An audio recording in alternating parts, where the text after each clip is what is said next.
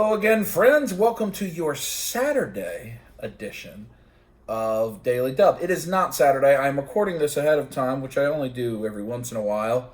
But I wanted to record some ahead of time. You got the two W's yesterday and the day before on the holiday, and I wanted to go ahead and record this so that you could have an episode today on the weekend, on the holiday. We're doing a lot over this holiday weekend, running around doing a lot of different things. I wanted to make sure you had a video, so I went ahead and recorded one in advance. And this is actually my final question that I think I have for a daily dub.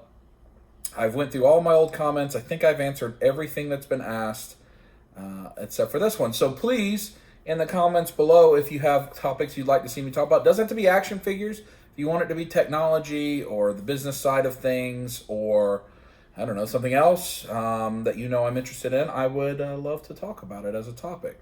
So this is my final question, and it is from Nathan, and I think your last name is Trothing. I'm sorry if I'm mispronouncing that. And Nathan asked to talk about the impact of import figures on the domestic market, specifically in action figures. How does they compete? Does it impact quality and that type of thing? It follows up to a conversation that we kind of had at several other times, actually, about imports. And so I thought that was a good topic. So thank you, Nathan, for the question. So none of this is going to be based on specific articles I'm going to point you to.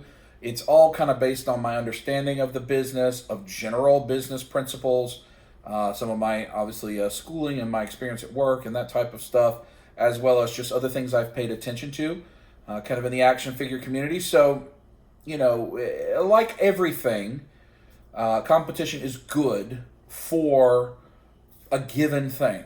If you think about wrestling, if you're a wrestling fan, we all say that wrestling was at one of its highest times, certainly by ratings and money, one of its highest times when there was competition between WCW and WWF, the Attitude Era, the NWO, DX, all that stuff. Competition made each other better. People say that sports leagues, NBA, NFL, baseball, whatever, are better when there's multiple teams competing for the championship instead of just one or two. Competition makes a thing better. There's a reason that in our country, in America, that monopolies are not allowed. The absence of competition, people just buying up their competition, because inherently a product suffers if there is no competition, because there's no standard to hold it against. If you are the only show in town, it doesn't matter how good your show is, people have to watch it if they want to watch a show, because it's the only one.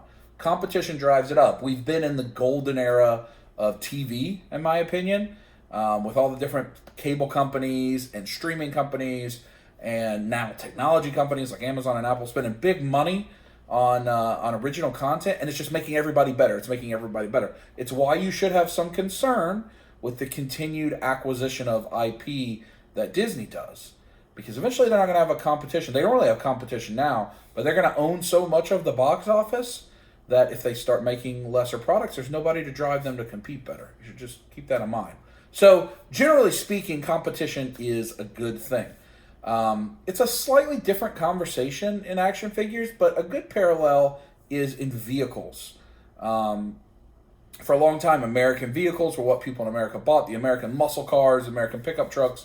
And then we started to have the growth of like the Toyota Camry and the Honda Accord, import vehicles that were being made at a higher standard, higher quality, more efficient, better features, better utilization, and they came at a higher cost, but what you got for that cost, apples to apples, was way more.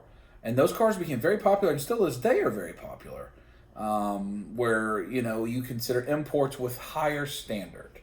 And if you can afford it, you might want to get an import. Now, some people do that. Some people only want to buy American, or only buy products from your country out of support for your country. That's a different conversation than this. So I think that the cars is an interesting place to talk about. It also happens in technology, although most technology is imported anymore.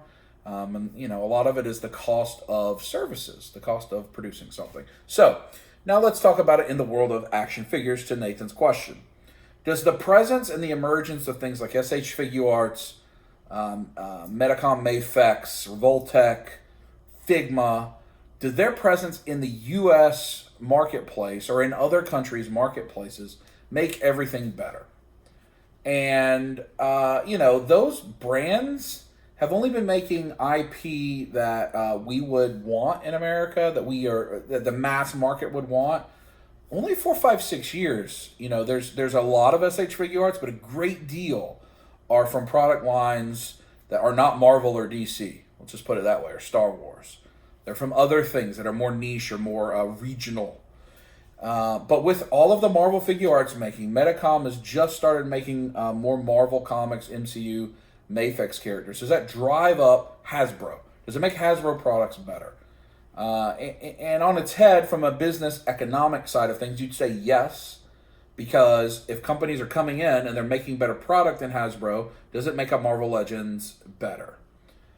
But I'm not sure that that's the case. Of all those examples I just talked about and all the other industries, I'm not sure that that is actually happening in Hasbro. Now, there's an element of it that is Hasbro's likenesses are really good. Their face scanning technology, because they have access to the actors, they have the master toy licenses with Disney.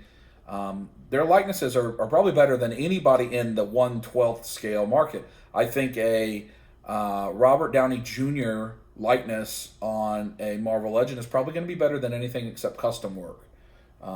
Because just the nature of their technology. Is that because of the threat of the import market? Maybe. Is it because technology has just gotten better?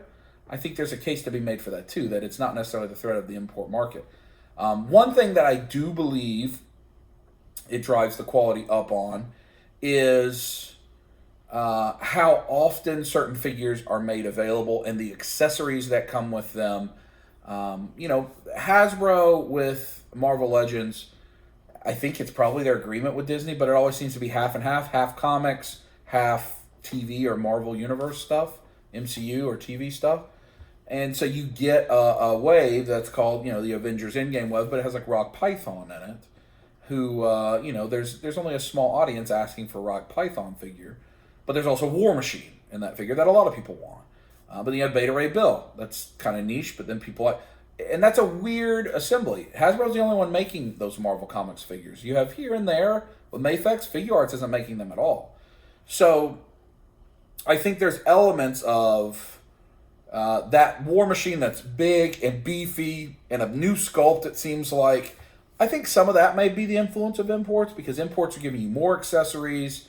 They're giving you more accurate armors for your Iron Man type figures.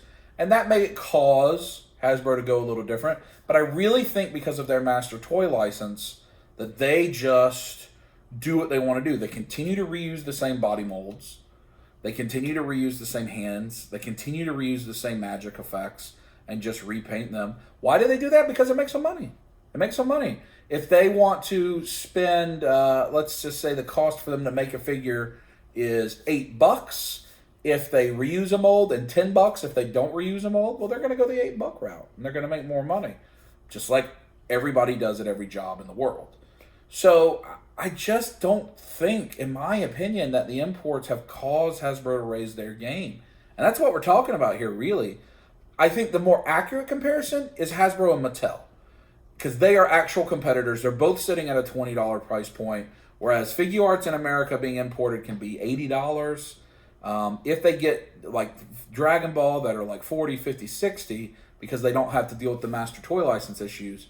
But I believe Hasbro, Black Series, and Marvel Legends has caused Mattel's multiverse to drastically improve in the last year. It's just too late. They lost the license. If you look at like the last 3 or 4 waves of multiverse figures from Mattel, DC Multiverse, they are way better than they ever were before. And in a lot of cases, better than any Marvel Legends on the shelf. But they've already lost the license and they're now an afterthought. And I think that is directly the competition. They knew they had to make better product. If you collect Mattel WWE figures, those figures just keep getting better and better. The likenesses keep getting better. They're giving more alternate accessories. The robes and the paint deco and all that are getting better and better. And again, I think that's the competition. The Hasbro-Mattel competition.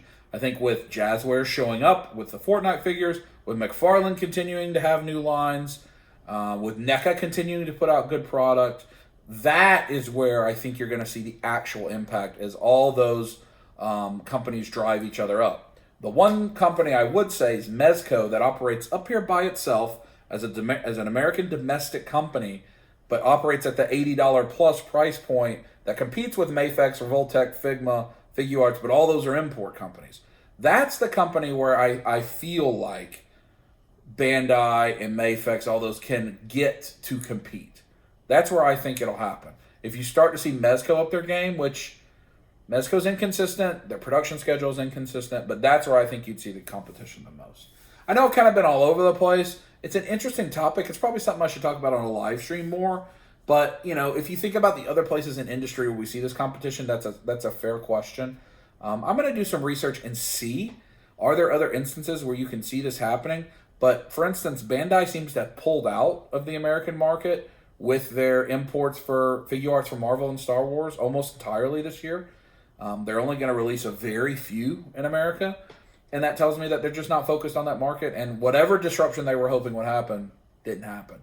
Mafex doesn't distribute in the U.S. as it is. You have to buy them through a third party already. So it's interesting. But anyway, that is your Daily Dub for Saturday. Tomorrow you're going to get a new episode of Dub Life that I believe you will enjoy very much. And we'll just continue to let the good times roll. And until I see you again, go ahead on your Saturday of your long weekend, hopefully, give us the soft and subtle squeeze it.